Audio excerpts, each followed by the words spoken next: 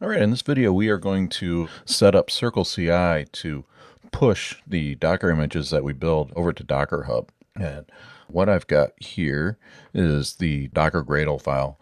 And the way this is working, in case you're not terribly familiar with Gradle, the way JHipster is doing things, so you have your main build file here for Gradle, and everything under the Gradle directory gets included into this. Now, I can't go through everything like Sonar and Zipkin and whatnot, but we do want to focus on the Gradle plugin.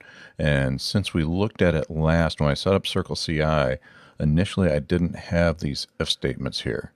So what was happening is if I ran it locally, and obviously I don't need to set these environment variables for my local host Docker installation. This is only applicable to Circle CI. And in doing so, without this if statement here, the build script would fail if I'm trying to run the Docker commands locally. So I went in and added that. Now you can see I've got some new code there on line 23. And this is setting up my credentials to log into Docker Hub. So I've got Docker Hub repository. Shockingly enough, my name up there is Spring Framework Guru. And here on line 27, I am pulling in a system environment variable. And I've set that up in the shell command. I'm running on OS X, and OS X is a variant of Unix. So pretty easy, pretty standard. You just do export and then docker underscore hub underscore pwd equals, and then put the password value there, and then that will get picked up by the script. So, and then in Circle CI in a moment, I'll show you how we can set environment properties there that will run. So Circle CI will set up that. So I don't have to expose my password at all for Docker Hub, but I'll put it into an environment variable that the system can utilize. So a real convenient way to set that up. So I can run the script, I can put it up into source control on GitHub, make it public, and no one's going to see my Docker Hub password. So that is the configuration for the Gradle plugin for Docker. That's managing our Docker builds. Now, here there's a couple of things that's going on that I want to talk about. We have a task there on line 32 to copy over files, and then on line 43, that's what does our build image, builds the actual Docker image. And here on 47, I'm able to pass in multiple tags, so I can tag that same image.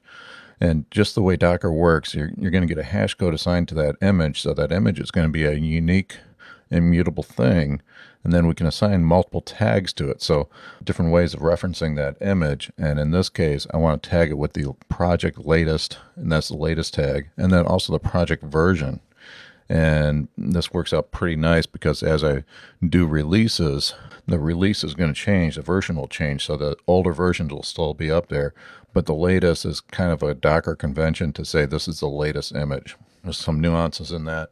I can't go too much in depth in this course on that, but I do have a really good course where I get into Docker pretty in depth called Docker for Java Developers, and it would definitely take a deep dive on that.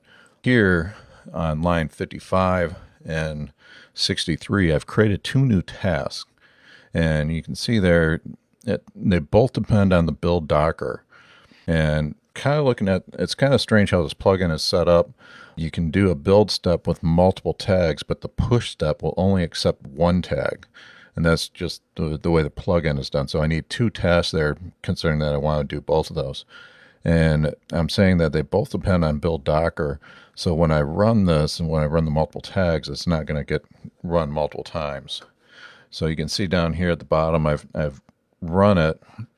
And you can see here I did the -p for prod, push the Docker latest, and also push the Docker version tag.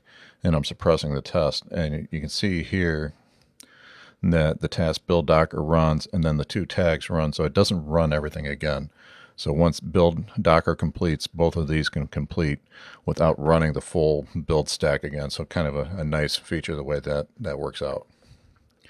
Now, the one thing that we need to change here, so this is the configuration of the Docker plugin for Gradle.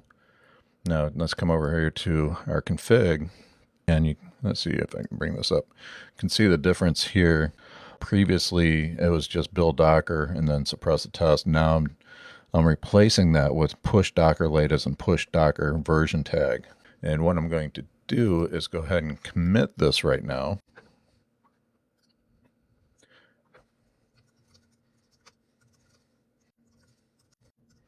Just add a quick message there, and I always like getting rid of those and saying optimize imports, even though don't have any imports here, and we don't want to do that just yet. I just want to do these two. That is for an upcoming lesson that I'm working on. So let's go ahead and commit and push. Now that is pushed, and I'm going to come over here to Chrome, and here I have the project settings. So I've gone into Circle CI. I'm in the Angular for Java developers, and in our project, RFB loyalty, and you can come into the settings for that, and you have environment variables. And here I've set the Docker Hub password, so that's the environment variable. You can see when I come back over here to the Docker Gradle, that matches this value here. Now, these here, the Docker host and Docker cert path, those are getting injected for us when we have the setup remote Docker. That's what sets those variables for our use. So just to recap that. Now we can come over here, and that build should be running. So we can see he is running. While that is running, I'm going to toggle over here. I got to grab a window. We'll plunk you in there. So this is up on Docker Hub. You can see I'm signed in, and this should have a couple things in it now from my testing. So we last pushed, and we can see that I have the 2 tags here. So that's saying that that's available. And as we increment this, so we just have a snapshot release, and they point to the same thing right now. So as I update the project tag, I'll get multiple tags out there. So they will be incremented as we do air quotes releases. We'll get multiple tags up there. But the latest right now, the latest and that point to the same thing. And unfortunately, I don't like the UI on Docker Hub that well, because we're not seeing that. Different Docker repositories, you can see the actual hash, and you can see that these would point to the same image. But right here we are not, and it's probably my setting up my images on Docker Hub. I know I can do it. I just haven't figured out quite how to do it, to be absolutely honest. So Circle CI is running. See where we are at. So I'm going to pause the video, and we'll review everything once it's complete. Okay, you can see I got a little badge there. If you're quick, you saw a little badge pop up in the corner of my screen. Tried to catch it, resume in time, and you can see that the build has completed happily. Good news for us. I was hoping it would. It was my first time through it, but I expected it would because I had a pretty good setup going here. So let's take a look at the last task here, or the build Docker image. See that there's a lot of chatter here. Same chatter that you're going to get when you run it locally on your own machine using this command. And we can see that this did run just like it did on mine. If you, let's see here, jump over here. You can see that this is nearly the exact same log chatter that it ran on my local machine.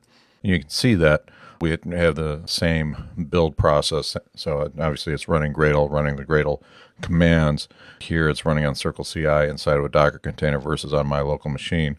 And reviewing this, it did push OK.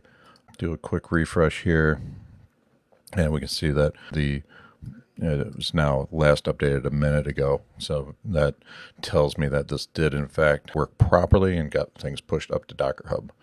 And I know there's ways to do this, actually show additional information here, but I'm more acquainted with pulling from Docker Hub than I am pushing to Docker Hub. So if you look at my repositories, I only have a handful. So these are from my Docker course. You can see a lot of people are pulling those. And then I'm kind of interesting to see that it has 6 pulls on it because I just published that. So that's kind of curious. It must be counting, pushing up to it a air quote pull. So that's a interesting feature of Docker Hub.